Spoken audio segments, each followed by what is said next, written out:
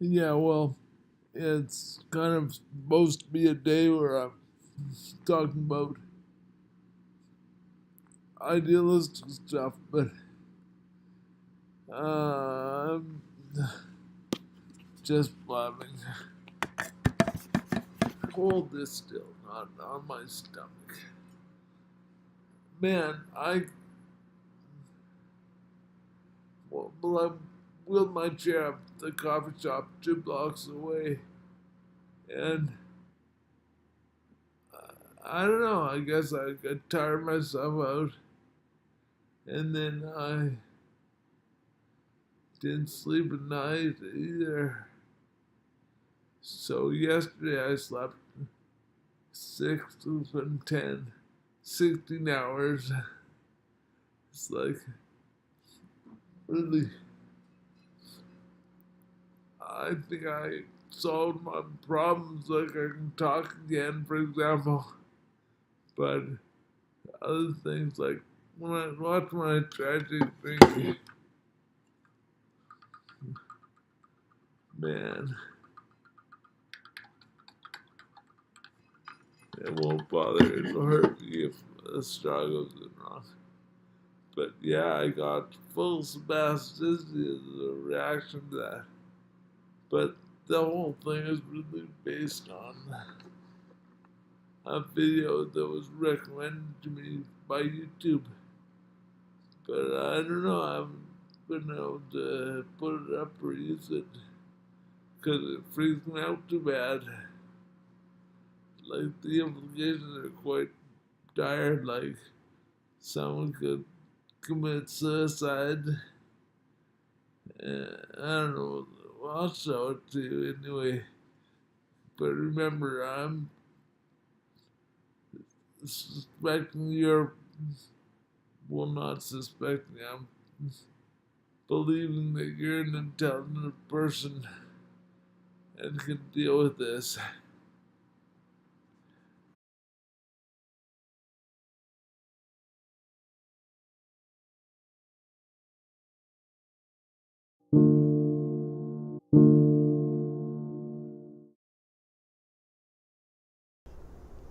Ici Francis Brière. Aujourd'hui, j'ai le plaisir de m'entretenir avec Guy McPherson, professeur émérite de biologie à l'Université de l'Arizona au sujet des changements climatiques. Comme vous allez le constater, son pronostic est plutôt sombre. Guy McPherson, thank you very much for being with us today. We're going to be talking about climate change and especially abrupt climate change. So, to start things up, can you maybe sum up what you think the next decade will be for life on Earth and what will happen if we think about runaway climate change? Well, I suspect that we are headed for a near-term ice-free Arctic Ocean. With no ice on the Arctic Ocean, which I strongly suspect will happen this year, and perhaps as early as this month, July 2018. When that event happens, whether it's this month or next year, it will almost certainly be within the time frame projected in a 2012 paper in the Annual Review of Earth and Planetary Sciences, 2016, plus or minus 3 years. When that happens, we lose the albedo, or the reflectance, associated with the white ice. Instead, we're left with an open, dark blue body that begins soaking in an increasing amount of energy and instead of reflecting that light back out in space. This almost certainly will produce increasingly accelerating emission of methane from the relatively shallow seafloor of the Arctic Ocean into the atmosphere of Earth. Methane is more than 100 times more powerful a greenhouse gas than carbon dioxide molecule for molecule, so that's kind of a big deal. And also, we, in addition to losing the albedo, we have all that energy going into the ocean. This is how important ice is. If you take a gram of ice and melt it into a milliliter of water, that requires 79.2 calories. So just to make the phase change requires a lot of energy. Once that ice cube is melted and turned into liquid ice, if you add 79.2 calories now, the temperature of the water heats up to 79.2 degrees Celsius, which is huge, absolutely huge. And I think most people don't understand that aspect of latent heat. The importance of having a little ice as opposed to no ice is absolutely tremendous in terms of the subsequent heating of the water. So all of those things indicate to me that we over the course of the next few years, perhaps this year, almost certainly next year or the following year, we will experience such rapid heating that we won't be able to sustain grain crops, because essentially all grains, certainly at the commercial level, are grown in the interior of large continents in the northern hemisphere, like North America and Asia. Without those grains, civilization doesn't hold. Civilization depends heavily, this version as well as the previous versions, depends heavily upon the ability to grow, store, and distribute grains at large scale. So if we lose that ability, if we lose grain production, if it even declines significantly, that to me spells the near-term demise of food on the shelves of the grocery store. And every civilization depends upon bread and circuses. We're going to have circuses right till the end. But without the bread, that's when things really start to fall apart. So it would surprise me very much if at this late date in the history of ice on the Arctic Ocean, it would surprise me very much if civilization held together through this year, much less through the following year. And now that we understand the radical impact of global dimming or the aerosol masking effect, once civilization falls, all those sulfates, all those particulates fall out of the atmosphere in a span of 6 weeks or so. And then the planet heats up even faster, so that it almost certainly would not sustain humans on Earth, not just because of the direct effects of the temperature, obviously, although wet bulb temperatures certainly will reach a catastrophic stage in places like Central America, where I live, and even southern North America in the deep south. But because we depend as human animals upon so many other species for our own survival, and when we eliminate the habitat for those species, things like flying insects that pollinate so much of our food, and animals that filter our water to provide us with clean water, and so on. It's a whole bunch of little things that, when a system is perturbed a little bit, the continued existence of those little things is by no means guaranteed. And when the insects go, they're taking us with them. So what it looks like to me over the course of the next decade is that within the next few months, maybe 3 months, almost certainly 15 months, we have a collapse of civilization associated with the ice-free Arctic, and that spells such a very rapid rise in global average temperature that the only survivors beyond a matter of weeks or months beyond the collapse of civilization, the only survivors are living in bunkers in a way that doesn't have any appeal to me, because we've lost so much of the non-human organisms on the planet that we depend upon so heavily. That sounds dire, I know, and it sounds spectacular, really. It sounds like it's unbelievable, literally unbelievable, because we look around and there's not really much sign of that. I walked down to the beach where I'm staying today in or near San Diego, California. I walked down to the beach a couple hundred yards from here. There's a bunch of people surfing out there, and I'd guess 95% of the people in this country don't have the slightest idea what I'm talking about, and would deny that something could happen so quickly. You know, I wanted to ask you about sea ice because I heard Peter Ward from University of Washington. He gave a lecture back in 2013, and he seemed to only care about ice sheets because of sea level rise. Now, I know that Arctic sea ice is really important. So, my question is, how bad can it affect the climate if it eventually completely disappears? Well, that's an interesting perspective from a guy who wrote Under Green Sky, which describes what happens during during the increasing importance of hydrogen sulfate in the ocean, leading to effectively a dead ocean, right? And and we're headed there already. We've lost 40% of phytoplankton in the ocean in the last few decades, and that's half the air we breathe, half the oxygen we breathe is a result of phytoplankton in the ocean. The other half comes from land plants, for example, in the Amazon. I think that Peter Ward is massively understating the importance of floating sea ice in the Arctic. I don't think that there will be a lot of people around to experience the effects of rising sea level, which results from melting of the land ice from glaciers in Antarctica, for example. Is that a significant threat? Yes, it absolutely is, even in the near term. But I just have a difficult time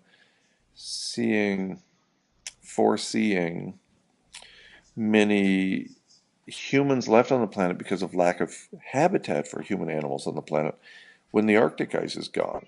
Because shortly after that Arctic ice is gone, the subsequent heating of the planet will take us well beyond the temperature at which humans have occupied the planet in the past. According to James Hansen, that's only about 2 degrees Celsius above the 1750 baseline. Well, we're at one and 3/4 degrees Celsius right now above the 1750 baseline. So we're a quarter of a degree away from the highest temperature experienced by humans on Earth. And to me, that suggests that habitat will begin disappearing even faster than it already is.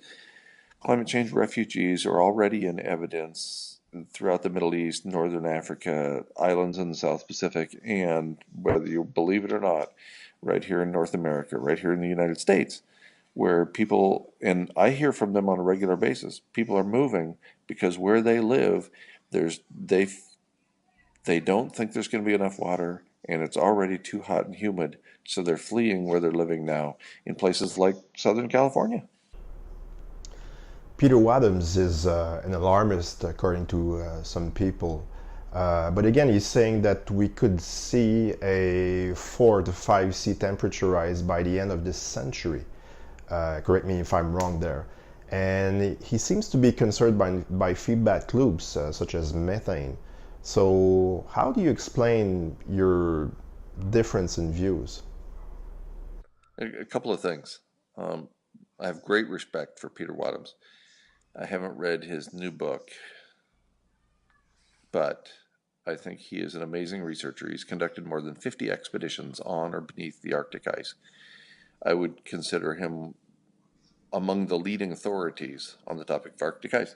In an email exchange with me, Dr. Wadhams pointed out that he thinks I'm being too conservative in adding up the factors leading to a global average temperature rise of at least 8.5 degrees Celsius above the 1750 baseline by 2026. And so that little tidbit came across his email.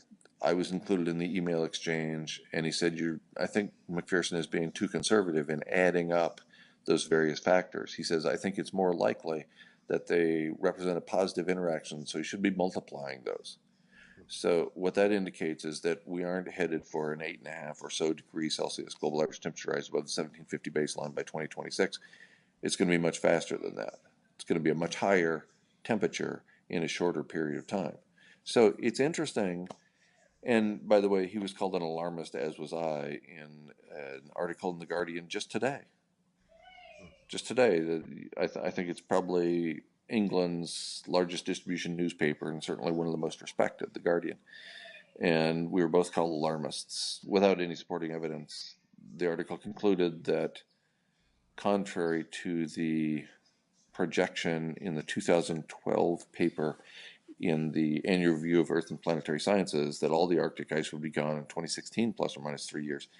In this article in The Guardian, they concluded that it will take several decades for the Arctic to be ice-free. Where they get try quite a regular basis now, and in interviews and in press conferences, he's telling people that when we lose the Arctic ice, we lose habitat for on planet Earth. So, on the one hand, we have somebody who's obviously concerned, the president of Finland, and who envisions an ice-free Arctic in the near term and think that's utter catastrophe for humanity. And on the other hand, we have the Guardian and the Washington Post and the New York Times claiming that business as usual is going to carry on essentially forever, and you alarmists are just scaring the people to make money. You should just back off now. It's the two ends of that spectrum are bizarre. Let's talk about infinite growth. When I was a kid, I used to think about infinite growth without really knowing it.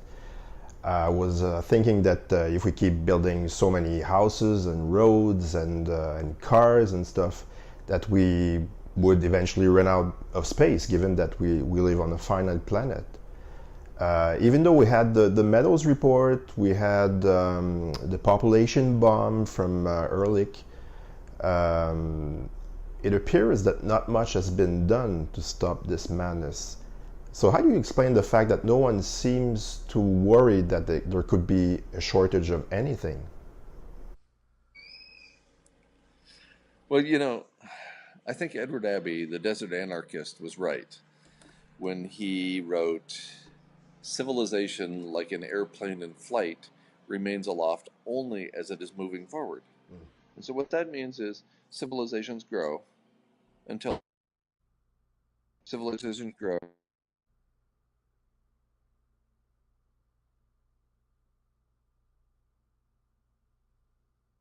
in a period of time throughout history. Why would we expect this one to be any different? I still see the projections from the United Nations claiming we'll have 9 billion people on the planet by 2050. And yet, if Biosphere 2, the sort of experiment north of Tucson, Arizona, if it has anything to teach us at all, it's that the human carrying capacity of Earth in the presence of infinite availability of fossil fuels is somewhere between 6 and 8 billion people. Oh, we're at 7.6 billion people, and we don't have infinite access to fossil fuels. So that tells me that, consistent with the 1972 report from the Club of Rome, we have reached the limits to growth. We're there. And unfortunately, there's no money to be made and no power to be had, no position to be gained by pointing out that not only are we at the end of the limits to growth, but what that means is this set of living arrangements teeters on the brink. And when it goes, the rapid heating of the planet is almost certainly going to occur too rapidly to support humanity much longer. There's no money in any of that. And so I think there's a reason that the corporate media and the corporate influenced governments of the world are not on that page.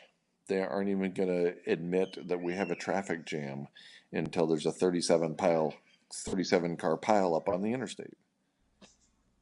And that makes sense when you think about it from the perspective of money and maintaining the dominant narrative, right? I mean, if you tell people we have problems, then people are going to maybe start living differently and in a way that reduces the money flow, hence the tax base and the ability of corporations to make lots of money off people buying things they don't need to impress people they don't know. I heard you say once that sustainability is a myth. Can you expand? At this point, we're trying to sustain what is absolutely unsustainable. no civilization has been sustainable in any way, because once you start storing food, and that's the hallmark of all civilizations, is the ability to store grains and distribute them at large scale. Once you start doing that, it allows the civilization, the group of people, the society, whatever you want to call it, to go into human population overshoot. And in fact, it almost requires you to go into human population overshoot. Now that we have a bunch of food stored, we can get through the hard times. It used to be a hard winter would kill 10% or 15 or 20% of the people. It used to be that a drought would thin the herd, as it were. And after all, we are human animals. But once you have all that food stored, then those problems go away. Suddenly, we can get through the hard times. And the outcome is, in this civilization, entirely as expected, completely consistent with what has occurred in previous civilizations: human population overshoot. What happens when you get an overshoot and then you have a year of crop failure? What happens with human population overshoot when you have 2 years or 3 years or 5 years of crop failure? What happens is ugly. And previous civilizations offer a warning to us, had we been able to listen, that there's no guarantee that this civilization will carry on beyond another 3 days, much less 3 weeks, 3 months, 3 years. Every big box grocery store in the country, and probably in the world, has a 3-day inventory for their customer base. And you just think about that for a minute. The absurdity seems profound when we depend so heavily upon being able to go down to the nearest grocery store and pick up all the food we need to eat today, tomorrow, and for the next week. Speaking of agriculture, another argument that we oftentimes hear is that if it gets too warm south, all we have to do basically is grow grains northward. So essentially, we can move plants and they will adapt. Do you think that it's possible to do so? Absolutely not. There's a reason the tallgrass prairie in North America was converted into a grain growing region, so that now the corn and wheat and soybeans are found in this very rich, fertile area in the interior of North America. And that's because those are the soils that support the growth of those plants. You get up into the extremely acidic soils, the spodosols underneath the coniferous forests in Canada, you absolutely cannot take corn that is reasonably well adapted to growing in, say, Nebraska or Oklahoma. You can't take those corn seeds, stick them in the ground under these trees, even if you cut down all the trees, which isn't that great an idea, by the way, and expect that corn to grow and produce in its 90-day or 120-day life cycle, produce a bunch of corn, because the soils are completely different. The microorganisms are completely different. There's a completely different set of fungi in the soils up north than there are in the extremely rich mollisols that support the grain crops throughout the world today. So this notion of habitat. I remind people during almost all of my presentations now that we are human animals and we depend upon habitat. And so an example comes to mind. Of course, humans can live at the International Space Station. Of course, humans can live at McMurdo Station in Antarctica. Of course, humans can live in nuclear submarines. But are those habitat for humans? No. All the food for each of those three containerized environments has to come from outside, has to come from places where there actually is habitat for humans. So all the food that is in those places is grown someplace else, because there's no ability to grow food to support the many people that are in each of those locations within each of those locations. There's not a lot of hydroponics going on in nuclear submarines. I have heard ferocious comments saying that you are against vegans, and also if you dare pronounce a word against Elon Musk, you see rather hostile reactions on social media as those people would eventually save the world. I'm sorry, but the electric car will not save the world. But how do you actually deal with such resistance and insults on social media? You know, this kind of resistance, hit pieces in the Washington Post, the New York Times, the Guardian, and so on, character assassination attempts by my former friends, these have become so commonplace that the act of betrayal, it now serves as a source of amusement for me rather than something that angers me.